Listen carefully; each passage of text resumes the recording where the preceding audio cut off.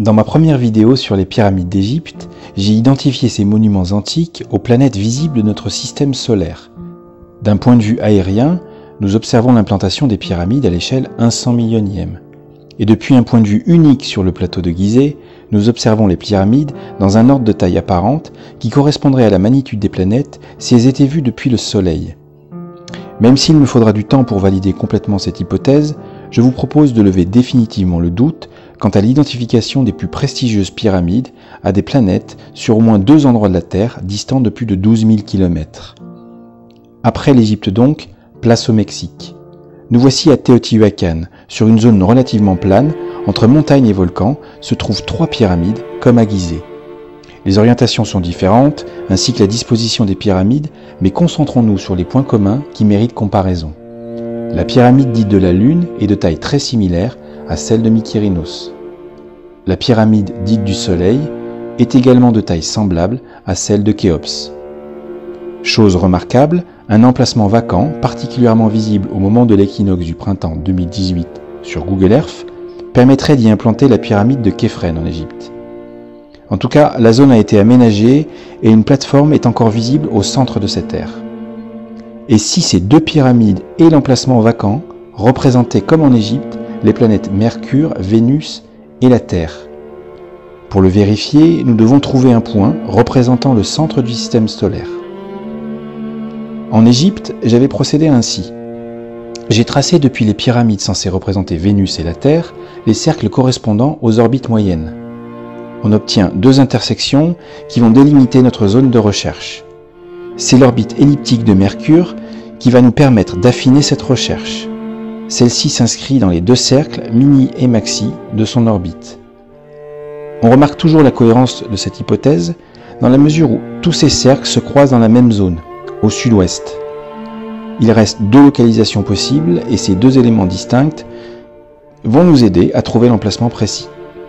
Premièrement, se trouve à la croisée ouest des cercles un point de vue touristique placé idéalement pour valider cette hypothèse.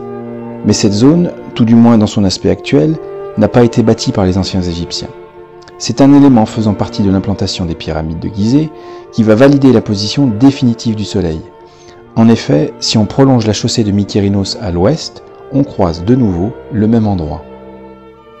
La méthode étant posée plus en détail, il ne reste plus qu'à la déployer de manière strictement identique sur le site de Teotihuacan. Les cercles de Vénus et de la Terre se croisent ici de la même manière qu'à Gizeh. Ils sont même presque tangents, ce qui restreint la zone de recherche et ce qui écarte encore plus l'idée de hasard. Les 2 cercles Mini et Maxi de l'orbite de Mercure étant ensuite posés, nous remarquons la même chose qu'à Gizeh. C'est le cercle Maxi qui recoupe la même zone. Comme à Gizeh, c'est la chaussée dite des morts qui va valider la position du Soleil. À Gizeh, c'est le croisement du cercle de Mercure et de la Terre qui semble être le plus pertinent pour fixer le Soleil à sa place, la plus juste, car il est le plus proche de l'axe de la chaussée de Mykérinos. À Teotihuacan, la tâche est plus aisée car ces mêmes 3 lignes se recoupent parfaitement. La marge d'erreur sera affinée quand je vous présenterai des modèles avec des ellipses au lieu de cercles, mais cela demandera beaucoup plus de travail. L'emplacement supposé du Soleil est ainsi relativement bien positionné grâce à la même méthode utilisée à Gizeh, avec la même échelle et dans la même unité de mesure, le mètre. Le hasard, vous aurez peut-être la même réflexion que moi, n'est pas l'explication la plus rationnelle. Et en parlant de hasard, j'ouvre une parenthèse. Laissez-moi vous présenter un fait étonnant qui cette fois-ci ne concerne pas l'intention des bâtisseurs de l'Ancien Monde, mais celle d'un architecte contemporain. Si vous observez la zone de contact entre le cercle orbital de la Terre et de Vénus, vous remarquerez aisément une petite place aux formes géométriques plutôt remarquables. Sur cette place se trouve une reproduction miniature de la pyramide du Soleil. Rien d'étonnant jusque-là, si ce n'est que il y a une chose plutôt remarquable.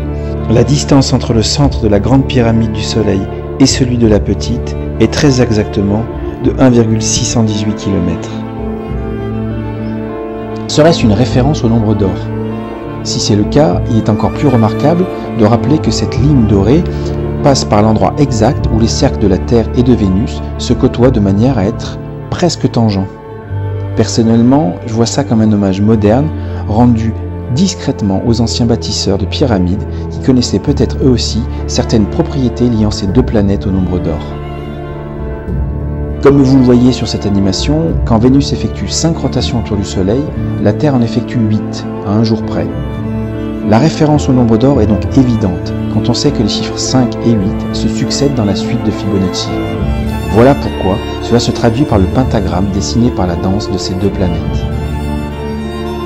Dans la deuxième partie de cette présentation, nous verrons comment le plan à l'échelle réduite du système solaire se cale sur l'implantation des pyramides de Teotihuacan, comme montré précédemment à Gizeh.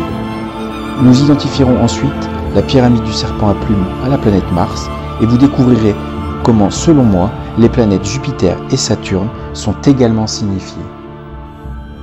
Je vous remercie pour votre attention. Au revoir. À très bientôt.